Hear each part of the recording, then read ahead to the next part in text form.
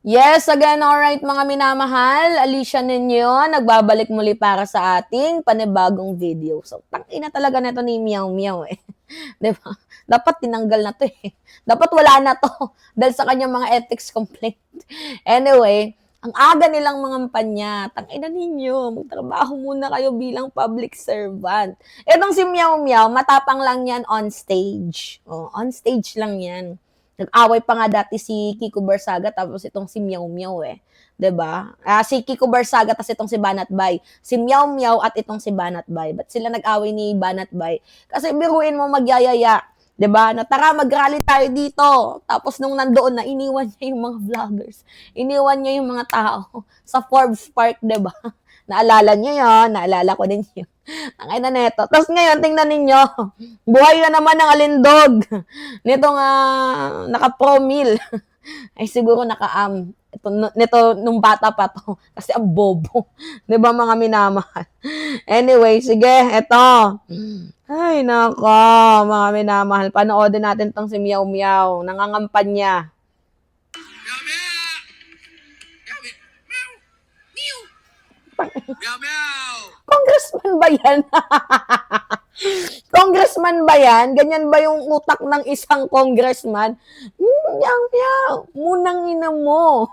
Di ba? Munang ina mo. Yan yung mananaming ko sa'yo. Munang ina mo. Di ba? Okay, panoodin natin to ulit, mga minamahal. Meow meow! Meow meow! Meow! Meow meow! Ina na itong congressman na to. Bukas, balik na tayo sa Crocodile Farm.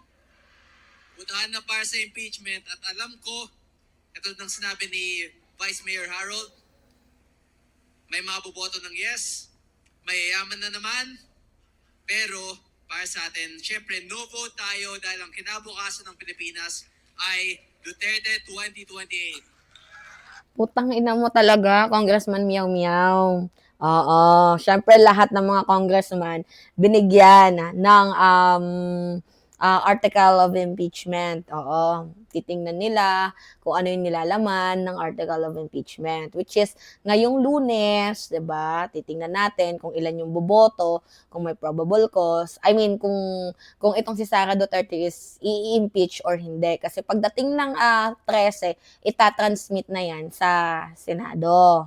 Oo, ngayon itong si Meow Meow, hindi niya na binasa. Parang si Meow Meow, para lang yan si Robin Padilla. May ingay ang utak. Oh, pero walang laman. Ewan ko nga eh, ba't di pa to nakukulong? Kinasuhan to ni Razon eh.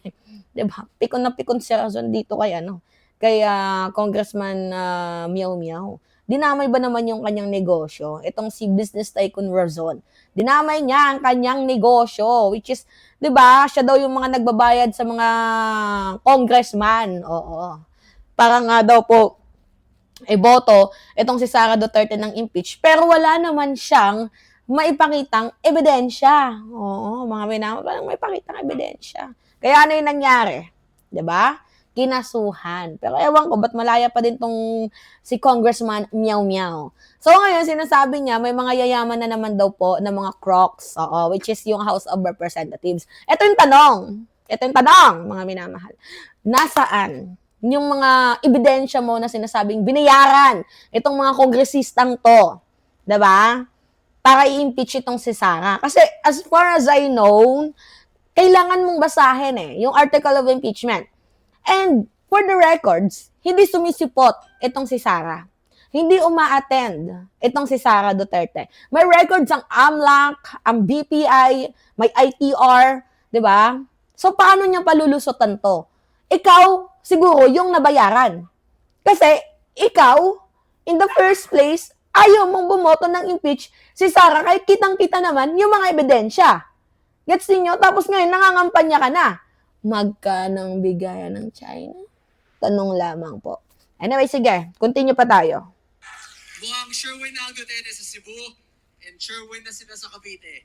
But we have to expand, we have to grow our numbers. Today, ang dami natin. Bukas, mas madami pa tayo. And sa 2028, sure win na, landslide victory tayo. So to everyone here, thank you for joining. Thank you for showing your support. We will fight for our future. We will die for our future. But we will create a a good future for our country. Thank you. Tangina, good future ba pag si Sara naging presidente? Magnanakaw. Hindi nga, naglalamyerda, laging nasa ibang bansa. Paano magiging good president? Si Sara Duterte, sige nga, putang ina. Paano magiging better future kung magnanakaw yung i-elect natin? Ayaw sa good governance, ayaw sa transparency, tapos mabubudo lang kayo. Oh, isipin ninyo na kapag meron kayong problema, mas mabigat yung problema ko. Putang ina mo! Diba? Mabigat daw yung problema niya. Kung isipin yung mabigat yung problema niyo, mas mabigat daw yung problema niya. Kunyari ganito, may bagyo. Okay na, ito na. Nalulubog na tayo sa baha. Wala nang pagkain, walang ayuda. Sasabihin ni Sarah, yung problema ninyo, may mas mabigat pa dyan. Yung problema ko, putang ina mo. Problema mo yan eh. Hindi naman namin problema yung problema mo. Pero yung problema ng taong bayan, problema mo. Kasi elected public official ka. Gets mo? Yung problema ng taong bayan, problemahin mo. Kasi yan yung problema mo. Kasi yan yung trabaho mo as a public servant. Diba? Pero yung problema mo, hindi namin problema yan. Dahil kung magnanakaw ka, wala kaming magagawa kasi may ebidensya. Gets mo? Ha? Paano nila nasabi na, oh, may better future? Putang ina nga! Anong better future? May better future sa magnanakaw? May better future sa sa mahilig guante? May better future ba tayo sa Sa bobo? Sa pro-China? Nasaan yung better future doon? Ang sarap mong pakiuhan, hayop ka. Nagigigil ako sa'yo. Nakakagigil, ang layo pa ng eleksyon, pero nangangampanya na kayo. For what reason? Diba? Threatened na ba kayo? Kay Rafi? Kay Lenny? Asking. Continue tayo. Duterte 2028, godless. Sabi niya, Duterte 2028, God bless. Oo. Paano kayo i-bless ni Lord? Yung mga demonyo yan. Demonyo yan! Si Sarah, paano i-bless? Na siya na mismo na, if you want to drag me to hell, don't worry, I am the president of the hell. Yun yung sabi ni Sarah. So, paano sila i-bless kung sila mismo mga diablo, mga demonyo, mga kupal, mga puki ng ina? Gets ninyo? Nanggigigil ako. Nainis ako. Mga minamahal. Ano yung mga comment dito? Oh, lalong lumalala ang pag-iisip ni Kix. 'Di ba? Kaya nakakatakot sumamba sa mga Duterte, no? Kasi habang patagal, patanga ng patanga ang mga didilis. O tingnan nyo ako, nababash ako ngayon sa Facebook, nilalait nila yung dati kong mukha daw. Pero sa totoo lang, di ba, naging open naman ako sa inyo nung nagparitoke ako ng ilong. Sabi ko, mga minamahal, naka-face mask ako ngayon kasi hindi ako pwedeng magpakita kasi namamaga pa yung anak ko. Di ba, nagpakita na ako sa inyo, tapos nag-ano pa nga ako yung cartoons na yung mukha. Kasi sabi ko nga sa inyo, ano yung kalagayan ko ngayon? Nagparitoke ako. Naging open ako, tapos sa blew up, putang ina, ang dami mga marites doon sa dati ko pagbumuka. Tapos inedit pa din nila sobrang haba. Putang yan, sana oil. Diba? Sana oil. Mga minamahal, sana oil. Ine-edit yung pagbumuka ko. Pero anyway, pinapasikat nyo lang ako. Yun. So again, kaya nang masasabi nyo dito mga minamahal. Basta talaga maingay talo. Sabi dito sa comment. Parang ing-ing si Barsaga. Di ko akalain tuta pala ng mga Duterte. Totoo. Diba, mga minamahal? Sana masuspend din, no? Naisuman.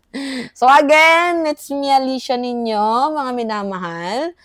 Don't forget to click the subscribe and always nyo pong i-hit ang notification bell para lagi po kayong na-update sa mga video po na ina-upload natin. Maraming salamat po at ingat, mga kababayan.